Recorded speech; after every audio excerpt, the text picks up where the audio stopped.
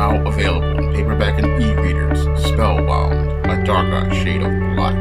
Get your copy today at your favorite online bookseller.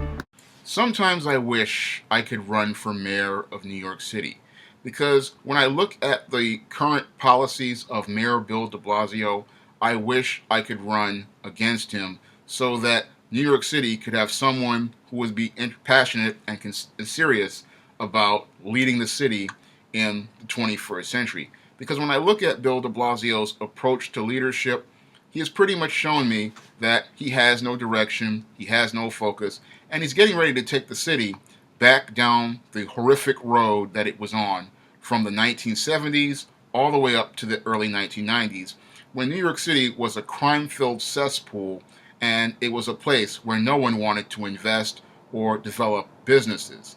And I look at Bill de Blasio's policies, and they clearly show me how completely clueless he is to running an entire city. Now, the first thing that really irked me back this early last year was when he announced that 5-cent bag tax at retailers for plastic bags and even paper bags. And this 5-cent bag tax was supposed to help the environment. But he and the city council really didn't look at the environment of retail here in New York City. Because if he looked at the retail environment here in New York City, he would see all the for rent signs in places like Fifth Avenue, Madison Avenue, even in local neighborhoods. It's clear to me that retail is dying in New York City. However, Bill de Blasio thinks it's okay to charge a 5-cent bag fee, and that's going to help the environment. How is that going to help the environment when retail is struggling right now? Showing me how illogical this guy is and how he just doesn't understand how things are going right now. I mean, we've had big retailers like Toys R Us who decided to leave Times Square due to the high cost of rent. But he's thinking a 5-cent bag tax is going to bring more people in to do business in the city. No, that's the type of stuff that drives people out of New York City. And I saw this happen when I was growing up in the late 70s and the 1980s when I was a kid, because so many businesses left New York City due to the high taxes and high fees and the high crime. It wasn't funny. And I look at Bill de Blasio's policies, and it looks like he's setting the city on that course all over again. And I look at his other policies, like his homeless policies, and again, he shows me how completely clueless he is regarding New York City. Now, his plans are not to try to find homeless families a way to get back on their feet. His plan is to open more shelters. Now, the definition of insanity is doing the exact same thing and expecting a different result. You don't solve the homeless issue by opening more shelters in other people's neighborhoods. No, you fix the homeless problem by opening more housing in people's neighborhoods so you can build a tax base with those homeless individuals and get them back on their feet. Moreover, you develop a plan to deal with the mental health issues of many homeless people here in the city so that we can deal with the people who have mental health issues so that they can get back on their feet and deal with their mental health issues, because many people who are a part of the large growing New York City homeless population are there because, one, the rent is too blank high, because landlords just don't understand that you are driving away the tax base of New York City by trying to appeal to thirsty people or hipsters who will only be here short term. You're hurting the long-term New York City tax base. And two, we're not dealing with that mental health issue that has been plaguing New York City due to the pressures of living in the city. Many people are becoming mentally ill because the rent is too blank high, the bills are too blank high, and the job market in New York City is absolute garbage because many companies just can't come here and hire and start businesses because the costs are just too blank high. When you have high rents, guess what businesses do? They go and move to New Jersey, they go and move to Connecticut, they go and move to other states, and then they go and get tax credits, which further incentivize them not to want to go there instead of come here to New York City. New York City pretty much has priced itself right out of competitiveness compared to other areas when it comes down to building new businesses. It just costs too much, and then the wages are just too low, which is another part of the homeless issue your Bill de Blasio doesn't understand, because we have many working class homeless people here in New York who have jobs and then go home to a shelter because the rent is too blank high.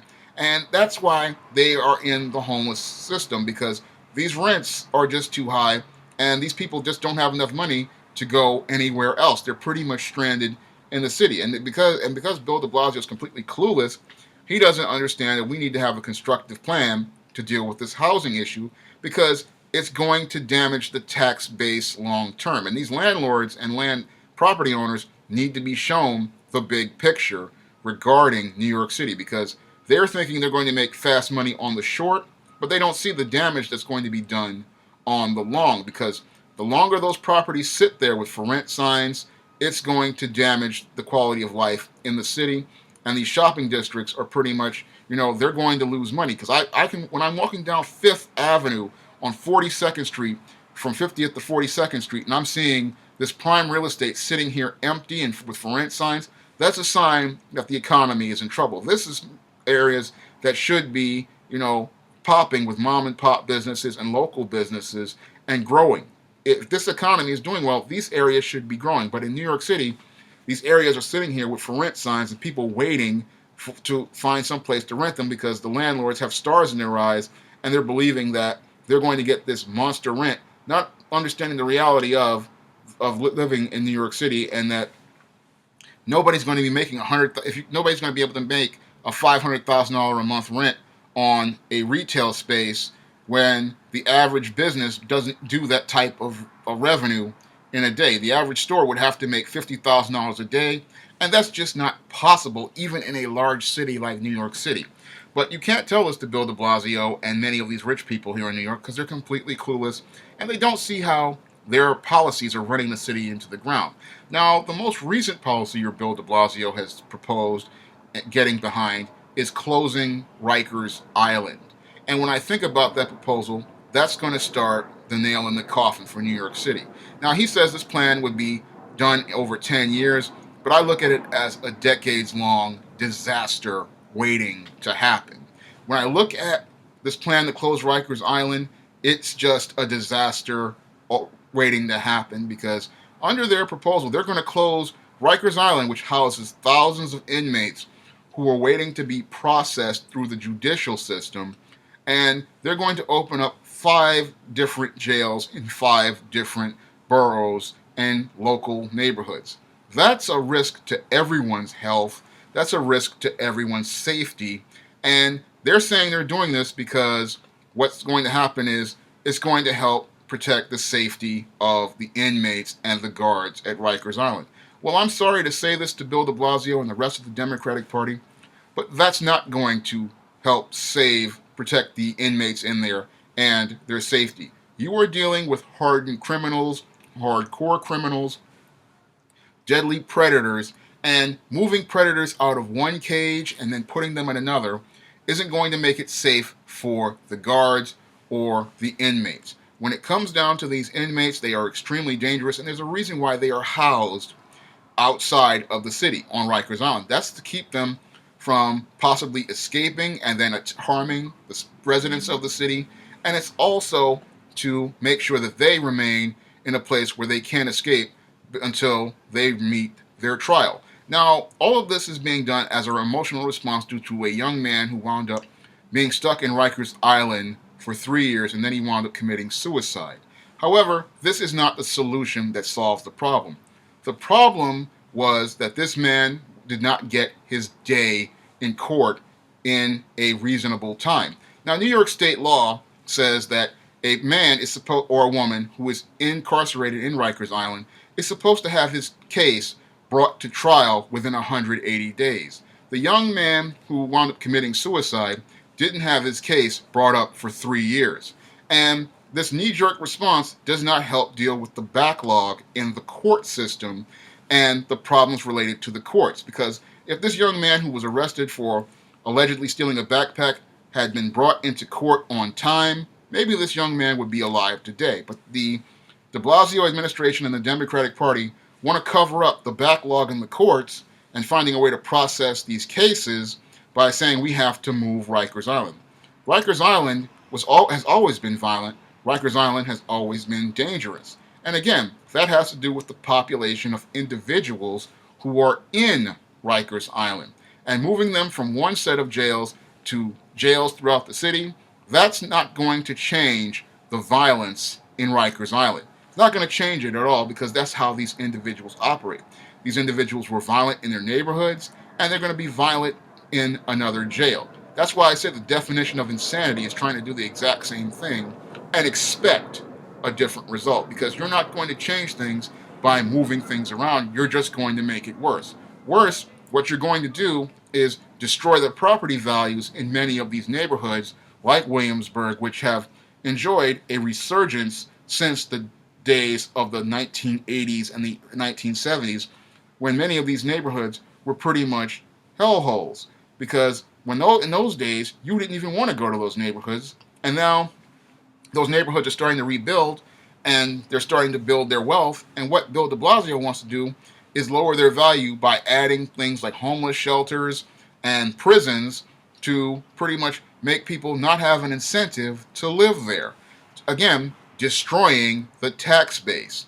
Because when people hear that there's a shelter near their home, the people with money are going to take their money and then move out to the suburbs. And if the people start hearing, oh, they're going to build a jail in my neighborhood, guess what those people are going to do? The people who are making good money and still have jobs here in the city, they're going to take their money and they're going to move out of the city. And the lower middle class people who have two nickels to rub together, they're going to move out of the city. And the trajectory that the city will wind up going on in the next 10 years will be this. You will have the same hellhole you had back in the 1970s and the 1980s and the early 1990s. And it will all be due to this Democratic mayor's dysfunctional policies, which pretty much only focus on short-term minutia rather than focusing on long-term building of the tax base, long-term maintaining of the infrastructure, and the long-term plan towards maintaining a quality of life that residents will be able to enjoy for decades to come.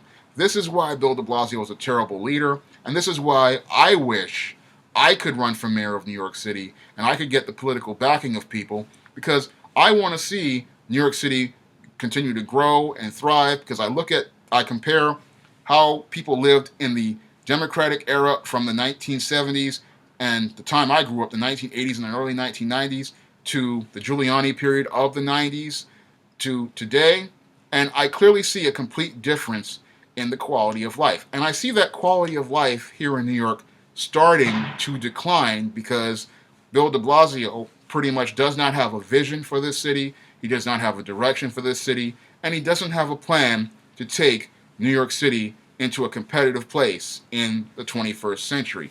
That's all I have to say for this video. You can comment, rate, and subscribe.